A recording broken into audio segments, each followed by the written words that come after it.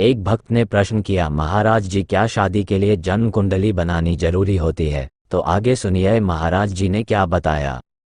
देखिए, जो आजकल ऐसा समय आ रहा है कि कौन कुंडली देखता है, बोले कितने गुण मिले, ये सब कहाँ चल रहा है। तो अब तो लव मैरिज और लिव इन रिलेशन इनम तो वैसे बनवा लेना चाहिए जिससे शास्त्रीय पद्धति के लिए विचार आदि के लिए जरूरी हो। महाराज जिनकी ज्यादा कुंडली मिलती है उनकी लड़ाई हो रही है।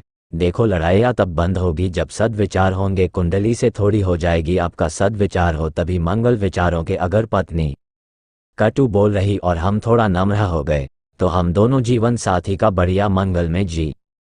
अरे थोड़ा कभी गुस्सा हो, थोड़ा डाउन हो गए, फिर कभी वो डाउन है तो अपनी बात रख दी। प्यार से चलना चाहिए। लड़ाई झगड़ा का अगर पत्नी में प्यार नहीं रहा, अब आगे तो नहीं रहेगा। इसलिए हम ये नहीं कह रहे भविष्य, इसलिए बता रहे कि जब 4 बॉयफ्रेंड ब्रेकअप हो चुके हैं तो पति से कैसा व्यवहार होगा। जब 4 गर्लफ्रेंड ब्रेकअप हो चुकी है तो पत्नी से कैसा व्यवहार। मतलब आप दोनों तरफ ध्यान दीजिए। हम कई बार कहा है कि जिसको होटलों के भोजन का चाट लग जाता है उसको घर की रसोई अच्छी नहीं लगती। इसी से सब समझ लो, इसी से समझ लो कि फिर वो हाँ इस हाँ ये तो बहुत धन्यवाद है जो पति पत्नी प्रेम से पवित्र जीवन व्यतीत कर रहे हो। नहीं बड़ा मुश्किल हो गया है, मन है अब मन मनोरंजन में फंसा है। तो कौन पति माने, पति अपनी तरफ जा रहा है, पत्नी अपनी तरफ जा रही। बोलो उस घर की हालत क्या होगी। लेकिन अभी है ऐसे गृहस्थ जो सद्भाव से चल रहे, तो हमें उनसे प्रार्थना जो सद्भाव से चल रहे हैं कि यदि पत्नी असंतुष्ट हो किन्हीं कारणों से तो संतुष्ट करना चाहिए, समस्या को समझना चाहिए।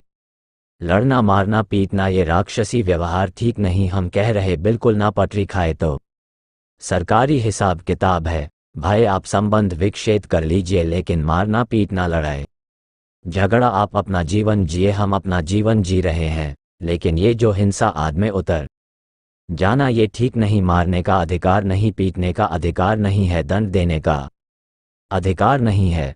आप कानूनी कार्रवाई कर लीजिए। आप अगर कुछ भी करते हैं तो कानून के खिलाफ होने के कारण फिर आपको जेल जाना पड़ेगा, नहीं जाना। इसलिए बहुत सावधानी से चले, क्योंकि आजकल मतलब कानून बहुत जोर के बने हैं। होश में रहना आज का समय ऐसा नहीं है।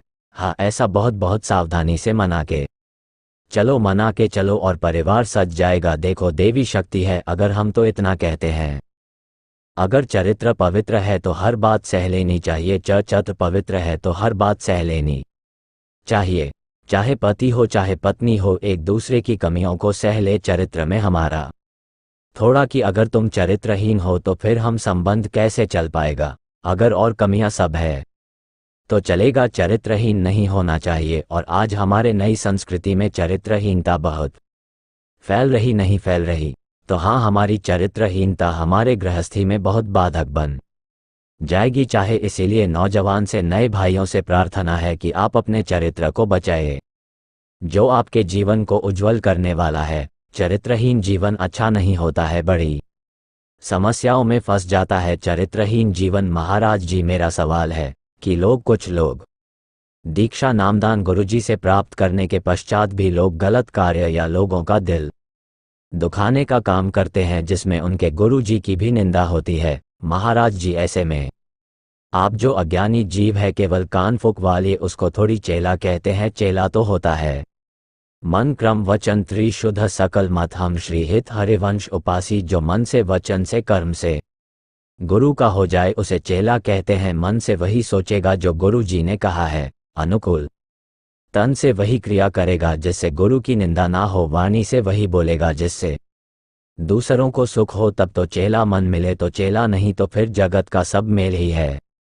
केवल कंठी बंधवा लेने से थोड़ी चेला हो जाता है। मान लो जैसे ये कंठी नहीं बांधे, ये तिलक नहीं लगाए और यह मन वचन कर्म से हमारी बात मानने, तो हमारे पक्के चेला है, हमारे पक्के मित्र हैं। अब हमारे कंठी तिलक बांधे बात एक को नहीं मान रहा तो बिल्कुल हमारा त्रिकाल में हमारा नहीं है।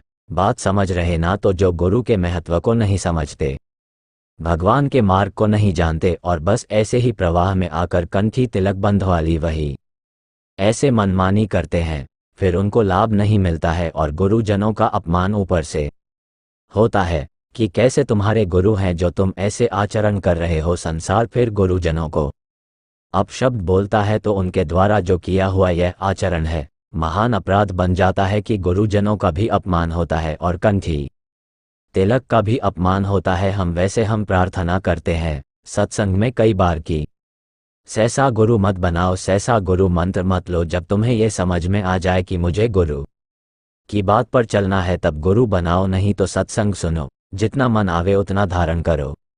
ऐसे कौन तुम्हें परेशान कर रहा है भाई कल्याण? तो हम आपको पक्का कह रहे हैं राधा रा जपोगे, राम कृष्ण हरि जपोगे, कल्याण पक्का हो जाएगा, पक्का हो जाएगा। अच्छा, गुरु बनाना होता है या गुरु स्वीकार करना होता है, बनाने में बिगड़ने वाली बात है।